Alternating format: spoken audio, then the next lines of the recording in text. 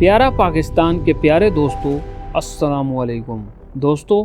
آج کی اس ویڈیو میں ہم عالمی ریکارڈ یافتہ سن 65 کے جنگ کے ہیرو محمد محمود عالم کی زندگی، ان کے کارناموں اور پھر بحیثیت قوم ان کی بے توقیری اور احسان فراموشی پر تفصیلی گفتگو کریں گے، مگر اس سے پہلے آپ سب سے گزارش ہے ہمارے چینل کو سبسکرائب کر کے ویڈیو کو اینڈ تک ضرور دیکھیے گا۔ دوستو، اس سے پہلے اسی سے ملتی جلتی ایک ویڈیو ہم سن 1971 کے نوجوان پاکستانی پائلٹ پر بھی بنا چکے ہیں جو جنگی قیدی بننے کے بعد پاک فضائیہ کے سربراہ بھی بنے۔ اگر آپ وہ ویڈیو دیکھنا چاہتے ہیں تو سامنے نظر آنے والے آئی بٹن پر کلک کریں۔ سن 65 کی جنگ کے ہیرو ایم عالم کے خاندان کو لوگ بنگال والا بہاری کہتے تھے، کیونکہ وہ لوگ پٹنہ سے کلکتہ آئے تھے۔ صوبہ اور زبان تو تبدیل ہو گئی لیکن لہجہ نہ بدل سکا، چنانچہ بنگالی بولنے کے باوجود بنگالی انہیں بہاری کہتے تھے۔ وہ اس بہاری بنگالی خاندان میں 6 جولائی سن 1935 کو پیدا ہوئے۔ وہ خاندان کے سب سے بڑے بچے تھے، ان کے 11 بہن بھائی تھے۔ پاکستان بنا تو یہ لوگ کلکتہ سے ڈھاکہ شفٹ ہو گئے۔ ملک اپنا تھا لیکن یہ اپنے ملک میں بنگالی بن گئے۔ ڈھاکہ کے گورنمنٹ ہائی اسکول میں داخل ہوئے۔ سن 1952 میں پاکستان ایئر فورس جوائن کی اور سن 1953 میں کمیشن مل گیا۔ والد فوج کی نوکری کے خلاف تھے کیونکہ وہ چاہتے تھے کہ ایم عالم پڑھے لکھیں، CSS کریں اور اعلیٰ سرکاری عہدہ حاصل کریں۔ ان کے والد فوجی سروس میں جان لینے اور جان دینے کے بھی خلاف تھے، لیکن ایم عالم ڈٹ گئے اور یوں ان کا ایئر فورس کا کیریئر شروع ہو گیا۔ شادی کی عمر ہوئی تو شادی سے انکار کر دیا۔ ان کا کہنا تھا، میرے کندھوں پر 11 بہن بھائیوں کی ذمہ داری ہے، میں جب تک یہ ذمہ داری پوری نہ کر لوں میں شادی نہیں کروں گا۔ سن 1965 کی پاک بھارت جنگ شروع ہوئی۔ بھارت نے 6 ستمبر کو لاہور پر حملہ کر دیا۔ پاک فضائیہ کو 7 ستمبر کو بھارت پر حملے کا حکم ہوا۔ وہ اس وقت اسکواڈرن لیڈر تھے اور PAF سرگودا میں تعینات تھے۔ وہ بھی حملے کے لیے روانہ ہوئے۔ وہ بھارتی سرحد پر پہنچے تو ان کی ٹکر بھارت کے 5 ہنٹر طیاروں سے ہو گئی۔ بھارتی طیارے ان کے F-86 سیبر پر پل پڑے۔ اس حملے نے انہیں جرأت، بہادری، دانشمندی اور مہارت کا آسمان چھونے کا موقع دیا۔ انہوں نے 10 سیکنڈ میں بھارت کا پہلا طیارہ گرایا اور پھر صرف 30 سیکنڈ میں بھارت کے باقی 4 طیارے بھی مار گرائے۔ یہ پورا آپریشن صرف 45 سیکنڈ پر محیط تھا۔ اسکواڈرن لیڈر محمد محمود عالم نے 45 سیکنڈ میں بھارت کے 5 طیارے مار گرائے اور اطمینان سے سرگودا ایئر بیس پر اتر گئے۔ اس حیران کن ریکارڈ کے بعد آج بھی دنیا ہمارے اس ہیرو کو عزت و احترام سے یاد کرتی ہے۔ یہ ورلڈ ریکارڈ تھا اور یہ آج بھی ورلڈ ریکارڈ ہی ہے۔ بنگال کا بیٹا پاکستان کا ہیرو بن چکا تھا۔ بنگال کا وہ بیٹا آج بھی پاکستان اور پاکستانیوں کا ہیرو ہے، لیکن پھر اس ہیرو کے ساتھ کیا ہوا؟ یہ کہانی ہمارے اجتماعی ضمیر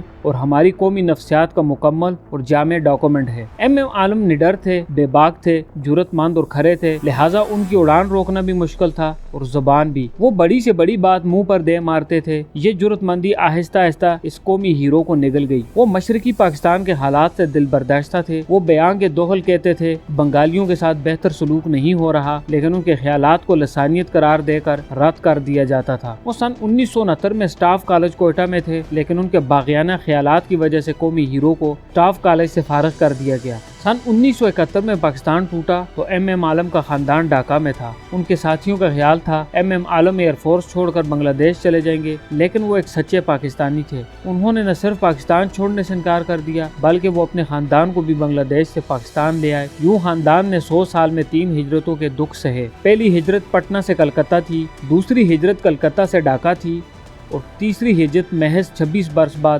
ایک پاکستان سے دوسرے پاکستان کی طرف تھی۔ مشرقی پاکستان کے سانحے نے ایم عالم کے ذہن پر 2 اثرات مرتب کیے۔ پہلا اثر ان کی زبان پر ہوا، ان کی زبان کی کڑواہٹ میں اضافہ ہو گیا۔ وہ پاکستان کے نام پر لڑنے مرنے کے لیے تیار ہو جاتے تھے۔ دوسرا اثر ان کے ذہن پر ہوا، وہ مذہبی ہو گئے اور اپنا زیادہ وقت دینی کتابوں اور عبادت کو دینے لگے۔ جنرل ضیاء الحق نے سن 1977 میں مارشل لا لگایا۔ ایم عالم مارشل لا کے خلاف تھے۔ وہ بار بار کہتے تھے، ہماری ان غلطیوں ہی کی وجہ سے مشرقی پاکستان ہم سے الگ ہو گیا۔ ہم نے اگر یہ غلطیاں جاری رکھی تو ہم باقی ماندہ پاکستان بھی کھو دیں گے۔ وہ جنرل ضیاء الحق کے خلاف تھے۔ وہ انہیں ایسے القابات سے نوازتے تھے جو یہاں بیان نہیں کیے جا سکتے۔ خفیہ ادارے ان کی گفتگو ریکارڈ کرتے تھے۔ سن 1982 میں انور शमीम एयरफोर्स के चीफ थे। ये सदर जनरल ज़िया उल हक के करीबी दोस्त भी थे, क्योंकि ये दोनों उर्दन में उससे पहले इकट्ठे सर्विस कर चुके थे। एयर मार्शल अनवर शमीम शानदार इंसान थे, लेकिन वो अपनी बेगम के ज़ेर असर थे। बेगम साहिबा पर करप्शन के इल्जामात लग रहे थे। MM आलम एयरफोर्स के मेस में उन इल्जामात का बयान के दोहल जिक्र करते थे। वो बार बार कहते थे जनरल ज़िया उल हक अपने साथियों के साथ मिलकर मुल्क को तबाह कर रहे हैं। खुफिया अदारे ने ये गुफ्तगू टेप करके चीफ ऑफ एयर स्टाफ को पहुंचा दी। अनवर शमीम ये टेप लेकर जनरल ज़िया उल हक के पास चले गए। जनरल ज़िया उल हक ने टेप सुनी और MM आलम को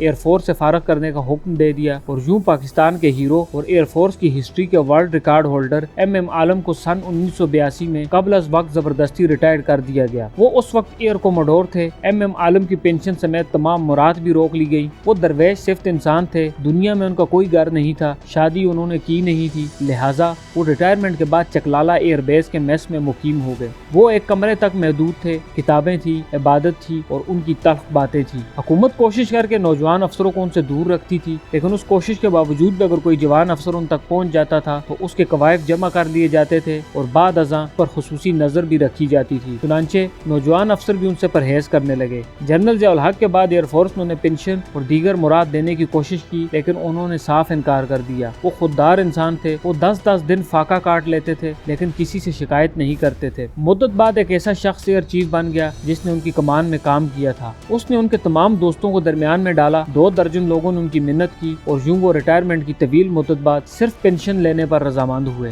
जनरल परवेज मुशर्रफ ने इक़्तिदार संभाला तो MM आलम साहब ने उन पर भी तनकीद शुरू कर दी। वो फौज के सियासी किरदार और करप्शन को मुल्क की तबाही का असल जिम्मेदार करार देते थे। वो कहते थे जनरल मुशर्रफ और उनके साथी करप्ट भी हैं और ये हवस इक़्तिदार के शिकार भी हैं। ये लोग मुल्क को तबाह कर देंगे। खुफिया अदारे फिर एक्टिव हुए। एक बार फिर इनकी गुफ्तगू टेप हुई। ये टेप सदर जनरल परवेज मुशर्रफ को पेश कर दी गई। सदर ने एयर चीफ को तलब किया, टेप सुनाई और उनसे कहा चकलाला हसास इलाका है, ये शख्स हमारी नाक के नीचे बैठकर हमारे खिलाफ गुफ्तगू कर रहा है, उससे बगावत फैलने का खदशा है, आप इसे रावलपिंडी से कहीं दूर भिजवा दें। सदर का हुक्म था। चुनांचे MM आलम साहब का सामान बांधा गया और उन्हें रावलपिंडी से कराची पहुंचा दिया गया। उनका अगला ठिकाना फैसल बेस था। ये इंतकाल तक फैसल बेस में रहे। दिसंबर सन 2012 में उनकी तबीयत खराब हुई। उन्हें नेवी के अस्पताल शिफा में मुंतकिल किया गया। ये वहाँ 18 मार्च 2013 तक दाखिल रहे। 18 मार्च को जब उन्होंने आखिरी सांस ली तो उनकी शुजाअत और बहादुरी के नगमे गाने वालों में से कोई शख्स उनके सराहने मौजूद नहीं था। वो पाकिस्तानी थे। वो पूरी जिंदगी पाकिस्तान के लिए लड़ते रहे और ये लड़ाई लड़ते लड़ते खामोशी से दुनिया से रुखसत हो गए। आप MM आलम के किरदार की अजमत मुलाहिजा कीजिए। उस मुजाहिद ने पूरी जिंदगी पाकिस्तान के लिए वक्फ कर दी थी। मुल्क के लिए 2 हिजरतों का दुख सहा। वो सन 1971 में बांग्लादेश चले जाते तो वो यकीनन बंगला एयरफोर्स के चीफ होते, लेकिन उन्होंने पाकिस्तान छोड़ना गवारा न किया। वो पूरी जिंदगी उन लोगों के दिए दुख सहते रहे जिन्होंने पाकिस्तान को तबाही के सिवा कुछ न दिया। क्या ये हकीकत नहीं कि जनरल ज़िया उल हक ने अपने इक़्तिदार को तूल देने के लिए पाकिस्तान को अफगार वान में झोंक दिया था और उसके नतीजे में मुल्क ने नाकाबिल इतलाफी नुकसान उठाया? और क्या ये भी हकीकत नहीं कि जनरल परवेज मुशर्रफ ने अमेरिका और यूरोप से अपनी यूनिफॉर्म तस्लीम कराने के लिए मुल्क को दहशतगर्दी की उस जंग में धकेला जिसके नतीजे में 60,000 पाकिस्तानी शहीद हो चुके थे। मुल्क 80 अरब डॉलर का नुकसान उठा चुका था और पाकिस्तान का शुमार दुनिया के खतरनाक तरीन मुल्कों में अब होने लगा है। क्या यह हकीकत नहीं हमने जनरल मुशर्रफ की गलत पॉलिसियों की वजह से फौज की इतनी लाशें उठाई जितनी हमने जंगों में नहीं उठाई? और क्या यह भी हकीकत नहीं जर्नेलों की हवस इक़्तिदार और करप्ट सियासतदानों ने मुल्क को नाकाबिल इतराफी नुकसान पहुँचाया? अगर ये सारी बातें दुरुस्त हैं तो फिर MM आलम ने पूरी जिंदगी क्या गलत कहा जिसकी हम उन्हें सजा देते रहे? हमें आज ये मानना होगा हम एक ऐसी कौम हैं जो अपने हीरोज के मुंह से भी असल सच सुनने के लिए तैयार नहीं। हमारे मुल्क में 2 सच हैं, असल सच और सरकारी सच, और मुल्क में हमेशा असल सच हारता और सरकारी सच जीतता है। और हम ऐसी कौम हैं जो कायद-ए-आज़म की तस्वीर नोट पर छाप देती है लेकिन उनकी किसी बात पर अमल करने के लिए तैयार नहीं होती। हम अल्लामा इकबाल को कौमी शायर तो डिक्लेयर कर देते हैं लेकिन उनकी किताबें शाया करने के लिए तैयार नहीं होते। और हम MM आलम को अपना हीरो तो मानते हैं लेकिन उन्हें पूरी जिंदगी बोलने की आज़ादी नहीं देते। और हमें इस सरजमीन पर सिर्फ और सिर्फ सरकारी सच चाहिए। और अगर MM आलम जैसे हीरोज भी गैर सरकारी सच बोलने की गुस्ताही कर बैठे तो हम उन्हें भी रिटायर करते, उनकी पेंशन रोकते और उन्हें भी रावलपिंडी से कराची फेंकते, देर नहीं लगाते। हम किस कदर बेहिस, नाशुक्रे और एहसान फरामोश लोग हैं। दोस्तों, अगर आप पाकिस्तानी तारीख के पहले मिलिट्री डिक्टेटर सदर अयूब खान की जिंदगी, पहले मार्शल लॉ, तर्ज हुक्मरानी से मुतल्लिक जानना चाहते हैं तो स्क्रीन की राइट साइड पर नजर आने वाली वीडियो पर क्लिक करें। बहुत जल्द एक नई वीडियो के साथ आपसे दोबारा मुलाकात होगी। तब तक के लिए अपना ख्याल रखिएगा। अल्लाह हाफिज।